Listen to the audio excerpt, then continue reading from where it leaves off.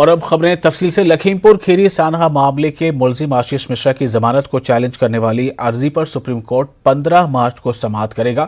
سی جے آئی نے کہا کہ وہ معاملے کو لسٹ کرنے کو کہیں گے۔ عرضی گزار کے وکیل پرشانت بھوشن نے عدالت کو یہ بھی جانکاری دی کہ جمعرات کو کیس کے ایک گواہ پر رات حملہ ہوا، لہذا معاملے کی سماعت جلد کی جائے۔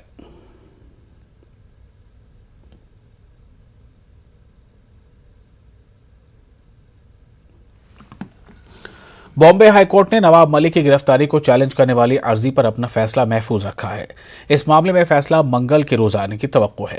اس معاملے میں عدالت میں آج بھی سماعت ہوئی اور نواب ملک کے وکیل نے دلائل پیش کیے۔ کل عدالت میں ای ڈی کی جانب سے نواب ملک کی عرضی کو مسترد کرنے کی اپیل کی گئی تھی۔ ایجنسی کے مطابق نواب ملک کی عرضی قابل سماعت نہیں۔